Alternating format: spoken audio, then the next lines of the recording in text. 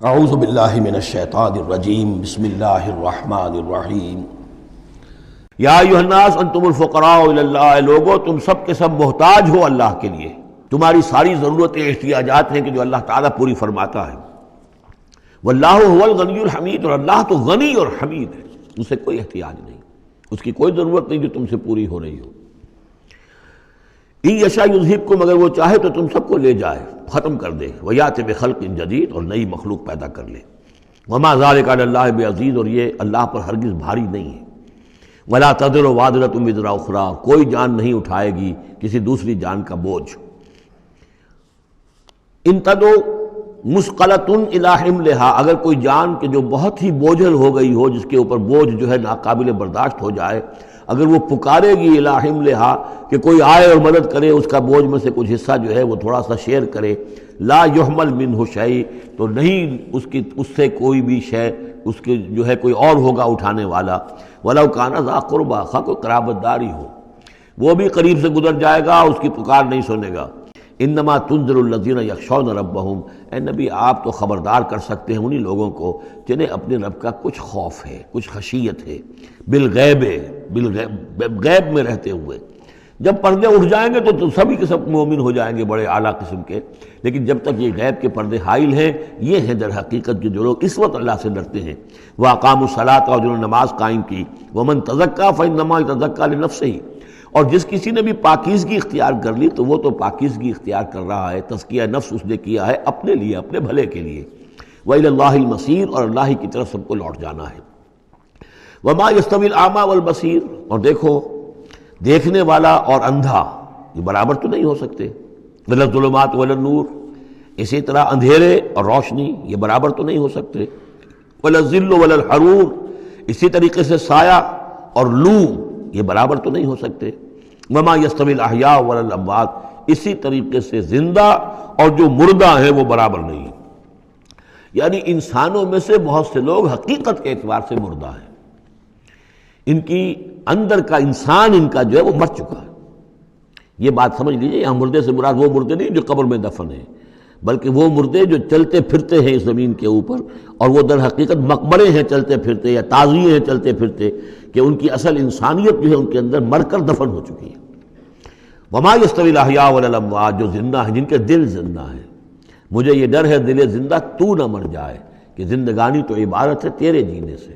اگر دل مر گیا، یہ مطلب یہ کہ اس کے اندر روح جو ہے وہ سسک کر دم توڑ گئی، تو پھر اب چل رہا ہے، ایک حیوان چل رہا ہے، حیوان ابو جہل ہے جو چل رہا ہے، انسان ابو جہل تو کبھی کا مر چکا، دفن ہو چکا۔ ان اللہ یسمع من یشاء، اللہ سناتا ہے جس کو چاہتا ہے۔ وما انت بمسمع من فی القبور، اور اے نبی آپ نہیں سنا سکتے ان کو جو قبروں کے اندر ہیں، اور قبروں میں سے مراد وہ انسان کہ جو در حقیقت چلتے پھرتے مقبرے ہیں۔ ان انت الا نذیر، نہیں ہے آپ مگر خبردار کرنے والے۔ انا ارسلناک بالحق بشیرا ونذیرا، ہم نے بھیجا ہے آپ کو اے نبی حق کے ساتھ بشیر اور نذیر بنا کر۔ وان من امۃ الا خلا فیہا نذیر، اور کوئی ایسی امت نہیں گزری ہے جس میں ہم نے کوئی نہ کوئی خبردار کرنے والا نہ بھیجا ہو۔ وَإِن يُكَذِّبُوكَ فَقَدْ كَذَّبَ الَّذِينَ مِن قَبْلِهِمْ، پھر اگر یہ آپ کو جھٹلا دے تو جھٹلایا تھا ان لوگوں نے بھی جو ان سے پہلے تھے۔ جاءتہم رسلہم بالبینات، ان کے پاس آئے ان کے رسول واضح تعلیمات اور واضح نشانیاں لے کر، وبالزبر، اور صحیفے لے کر، وبالکتاب المنیر، اور روشن کتاب لے کر۔ صحف ابراہیم و موسیٰ، اور کتاب جو ہے پھر کتاب اللہ نے تورات دی اور انجیل، یہ کتابیں ہیں، زبور کتاب ہے۔ ثم اخذت الذین کفروا فکیف کان نکیر، پھر میں نے پکڑ لیا ان کو جنہوں نے کفر کیا تھا، تو دیکھ لو کیسی رہی میری سزا۔ الم تری ان اللہ انزل من السماء ماء، کیا تم نے دیکھا نہیں کہ اللہ نے اتارا آسمان سے پانی، فاخرجنا بہ ثمرات، پھر ہم نے اس کے ذریعے سے پھل اور میوے نکال دیے زمین سے، مختلفا الوانھا، جن کے رنگ جو ہیں بڑے ایک دوسرے سے مختلف ہیں۔ ومن الجبال، اسی طرح پہاڑوں میں بھی تم دیکھتے ہو، جدد، دھاریاں ہیں۔ یہ دھاریاں خاص طور پر کاغان جاتے ہوئے بہت نظر آتی ہیں، کہ ایک پہاڑ ہے اس میں دھاریاں پڑی ہوئی ہیں، یعنی کوئی ایک سٹریٹم ہے لال رنگ کا معلوم ہوتا ہے، اس کے بعد کوئی اور چٹان ہے بالکل تختی کی طرح کی، وہ کسی اور رنگ کی ہے، تو اسی کی طرف ذکر ہو رہا ہے۔ پھر من الجبال جدد، بیض، سفید، وحمر، اور لال، مختلف الوانھا، ان کے بھی رنگ مختلف ہیں، وغرابیب سود، اور بعض اتنے کالے کہ جیسے کوے کالے ہوتے ہیں، اتنے سیاہ رنگ کے پہاڑ۔